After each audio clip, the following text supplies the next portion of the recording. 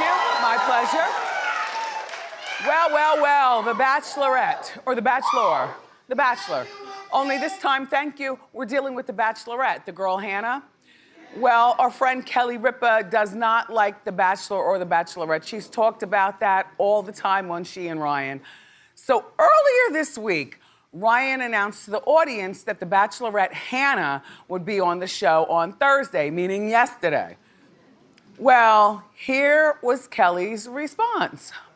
You know how I feel about the show? It disgusts me. And I thought that I was disgusted because I couldn't stand the idea of 25 exceptional women fighting over one ordinary fella, in my opinion. Right. You know how I feel, ladies? We are too special to be arguing over a guy.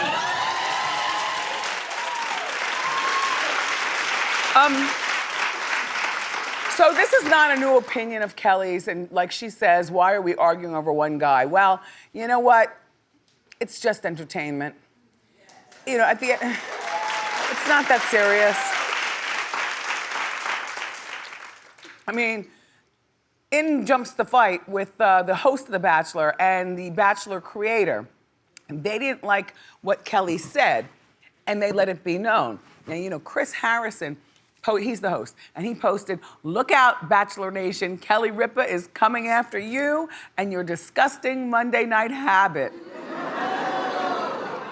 Now, I'm thinking as the host, like, Chris should just stay out of it and be happy he's hosting a hit show. You know? And I'm not a fan of The Bachelor or The Bachelorette either, precisely for that reason. It's like I'm not a fan of beauty pageants. You know, it's just like so stupid, women parading themselves around. It depends on who you are, you know, what you want to do with your life. But for me, it's degrading. You know, but I know that these days, those women on those shows, and the men too, are building something. They're using the show to become social media stars, to build platforms to rule the world. You know? While I don't care for beauty pageants and shows like The Bachelor and The Bachelorette where people do that, these days, the contestants, I believe, are a little bit smarter and they end up, well, doing anything that they want. They use us for the ratings, and then they end up going on, and the laugh is on us because we fall for it and get all involved like it's supposed to be real. Ripa, it's entertainment. So the show's creator is Mike Fleiss, and he got into it too. Oh. I'm thinking, you know, much like Chris Harrison, you know, the show's creator's position is a little too lofty to be getting involved in a fight about their hit show. Anyway, so this guy, the creator, he posted, "Easy, Kelly Ripa. The Bachelor franchise pays your salary." Right? He jumped in nasty. Well, if memory serves me, Kelly Ripa has been at ABC, Kelly and Regis and Ryan, longer than The Bachelor's been on. She jumped into an already successful show. She continued to keep it an already successful show. So if anybody's paying anybody's salary, I'm just saying.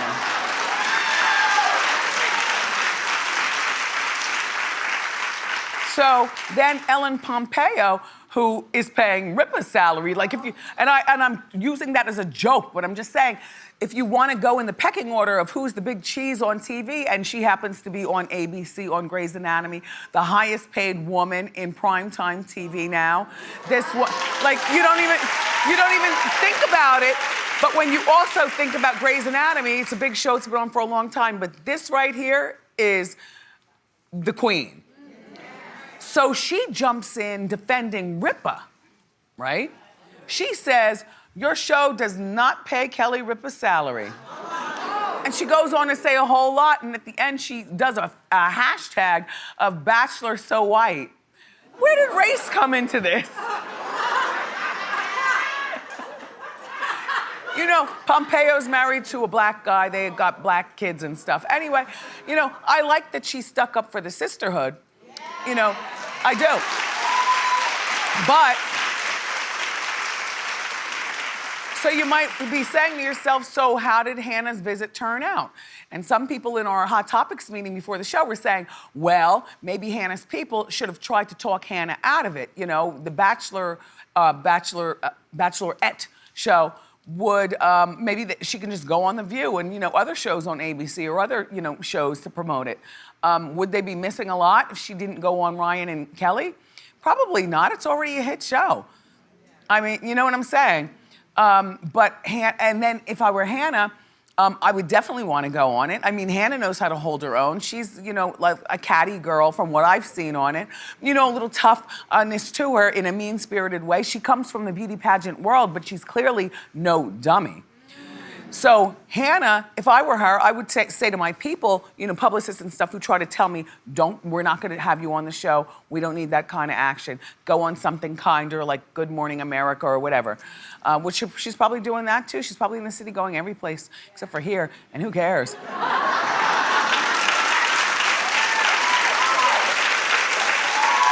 mean, it doesn't really matter. I don't watch the show, and it's kind of hard, you know, to, anyway, I don't care. I'd rather have all Hot Topics and Ask Wendy with my co-host.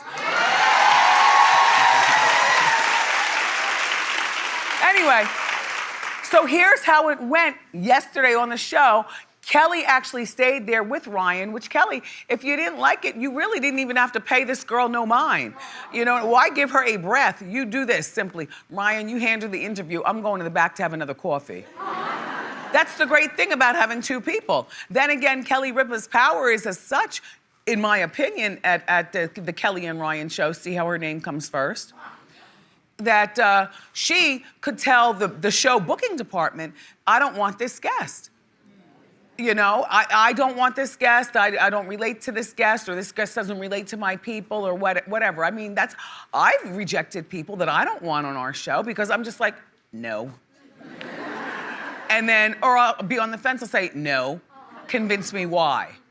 And if they're good at convincing, you know, they're pretty good at convincing around here, but if they're, they are, I must admit, my producers are really good with that. But you know, I say, Noah, let's do another segment of Ask Wendy. People like that too. Yeah. You know, to fill in the show. Anyway, but so Kelly stayed and Hannah came and Ryan sat there, and here's how it was handled. I don't believe in it. I think it's, you know, weird and sets us back. Like you, I didn't really follow the show, wasn't a big fan, but being a part of the show is not women fighting against each other. Really, some of my best friends came from the show and were really supportive. And, you know, when you have a group of 30 people together, there's gonna be people who don't like each other. That's just simple, the facts. But ultimately, it was one of the most empowering things I ever have done because I had to push myself and grow as an individual, and I did. And I think that's why I decided that I wanted to be the Bachelorette. I think that Hannah did a really good job. You know, she held her own.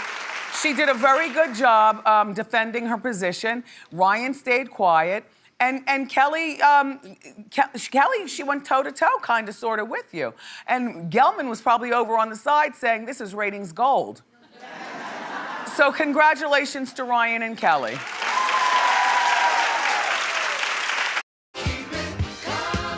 Fall hard with a $3 medium pumpkin cream cold brew. America runs on Dunkin'.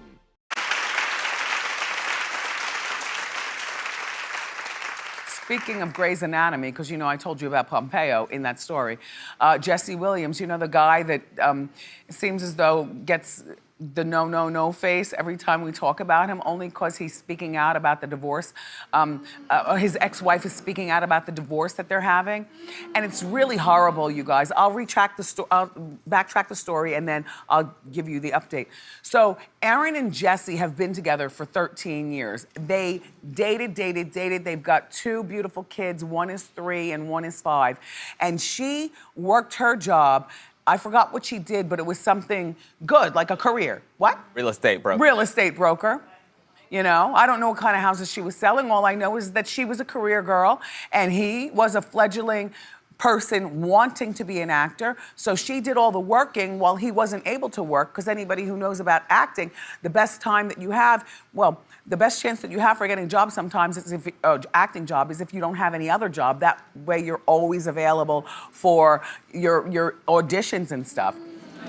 So he wasn't working and she was the one working, supporting his dream before they moved out to LA. Well, they move out to LA and then he becomes a big shot on Grey's Anatomy. Now, I don't know if all of a sudden he got new on her, but you see where I'm going with this? So he filed divorce from her 2 years ago. Erin says she didn't see it coming. So they're currently still in the middle of a custody battle over their 2 young children. Remember, I said 3 and 5. 3 and 5. I mean, you know, I don't know what the cause was for the divorce, but if you're like me, the first thing you go to is, He's the star, he's one of the stars, along with Pompeo on Grey's Anatomy. His character's not one of those characters that you can just write off. I mean, I know everybody's replaceable, but he's an important character on this show and lovable. But in real life, he's like turning Erin inside out. Erin said that when she talked to, Working Women's... Oh, yeah, People Magazine. Oh, she talked to People Magazine. And she said that she's having a hard day. Oh, excuse me, when she's having a hard day, today might be one of those days, I don't know. She feels as though it's okay for her kids to see her cry.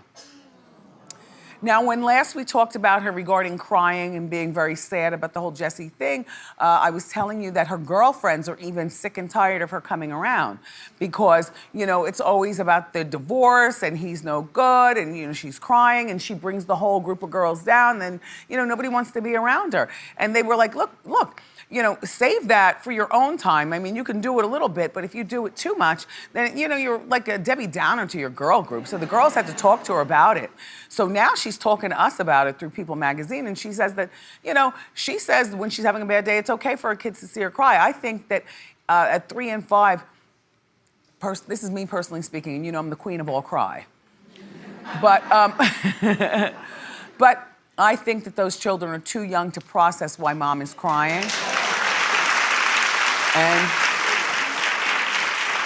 And I think even when your children are teenagers, they think they know it all when they're 15 and 17 years old and everything, but even they're too young to process why mom is crying or dad is crying, but we're talking about mom now, why mom is crying, and it makes them feel unsafe.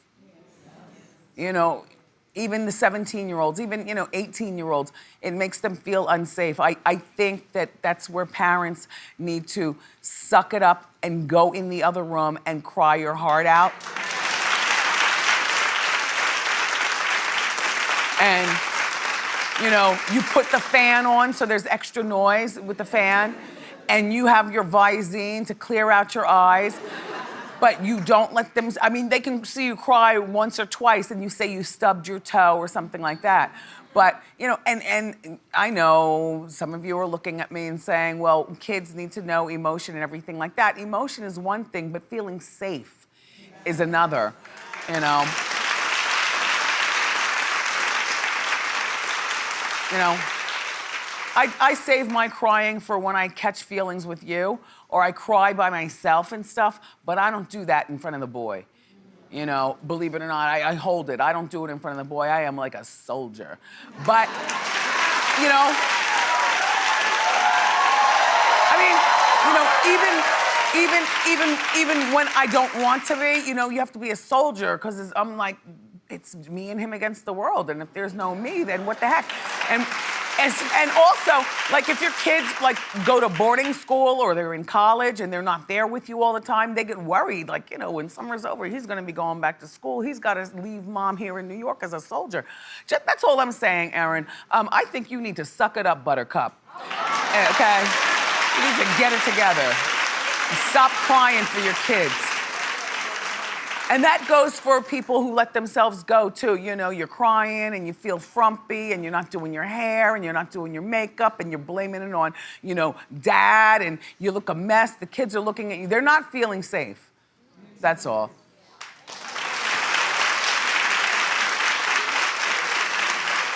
I go in and out of watching The Real Housewives of Beverly Hills, you know what I mean?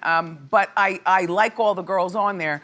It's just that I don't watch it, you know, sitting and staring at the TV. But Lisa Vanderpump, they say, might not be returning to the Housewives of Beverly Hills. Reportedly, she wants to quit, but she doesn't want to let the other girls win.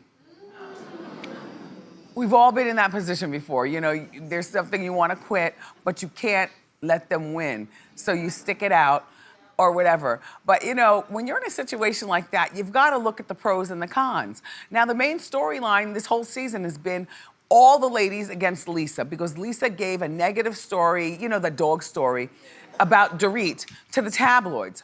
Well, Lisa has reportedly denied she never gave the story about the dog. I think, what was it, the dog poops around the house? That the dog bit the kids and the husband. Yes, bit the kids and the husband. Anyway, even this is what it's come to, you all. This is what it's come to. So it's all the girls versus Lisa Vanderpump. So Lisa is so adamant that she did not give a story to the tabloids talking about Dorit and the dog bites, that she sat down with a lie detector test, and we'll see that on next week's episode. I'm more distracted by her tiny waist when they tie it up. And I'm trying to count is that one ring on her finger, or is that a bunch of rings that she just stacks? I love Vanderpump, but quite frankly, I think she should quit. And I'm gonna tell you why. You know, I love her because she wins, girls. All you bitches need. And I mean that in a loving way. You know, I love Rinna and I love Charlie Sheen's ex. I like these girls, but all you need, about Housewives of Beverly Hills, Vanderpump doesn't need you. Look, Vanderpump's got like a spin-off show from the Beverly Hills and spin-offs of the spin-offs. Vanderpump has got it going. Vanderpump is gorgeous. Vanderpump has got a sick body. And you could say it's fake or real or whatever. You could squint and say, well, maybe she's not gorgeous. Yes, she is. You're a hater. Vanderpump has a husband that will chew on her thong all night long. He loves her so much. I don't really picture them having sex, though. Do you know what I'm saying? But I mean that in a way that that man loves her. And she's rich beyond belief, even when she stepped on to Housewives. And she hasn't lost her money, unlike rumored Karen, who's going to be here. We'll talk to her a little bit later on in the show. You know.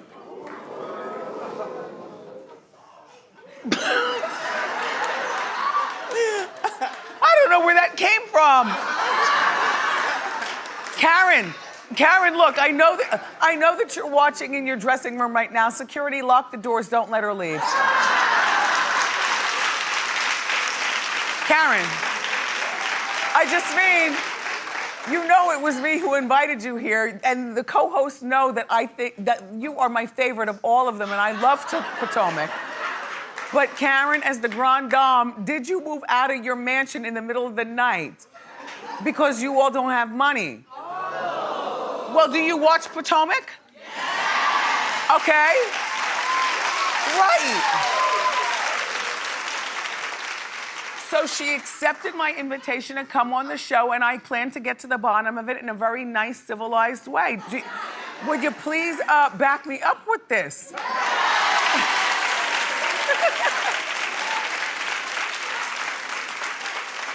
Oh, Karen. Oh, Karen. I'll see you when you get out here, but back to Pump, right? This week on the show, Lisa told Camille, who is not an official housewife, look, Camille needs the show so much she came back.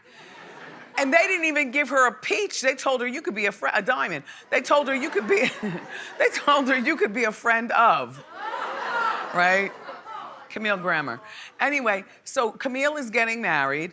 And Lisa and Camille are very, very thick as thieves. But Lisa told Camille that she can't come to her wedding because of the feud with the other girls. All right, take a look.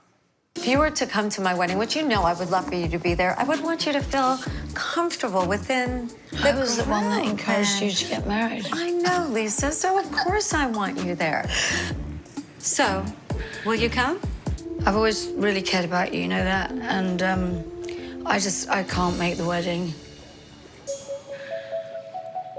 As much as I want to see Camille get married, I'm not going to put myself in that situation with them all against me. Let the real bitches of Beverly Hills go on their own.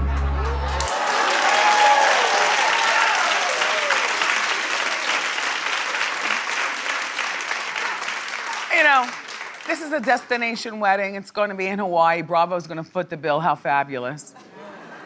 But you know what? If I was Pump, I wouldn't go either. And it would have nothing, and I would quit the show. And it would have nothing to do with that the other girls win. It's that I'm winning. For God's sakes, I have swans on my front lawn. I have couture horses running around. You don't see horses like that at the Kentucky Derby. She has these little tiny couture horses running around. She's got money on top of have you ever seen the her indoor pool area? I mean, look, she's winning. And if I were her, I would quit. Clap if she needs to stay to show them. Well, the court has spoken.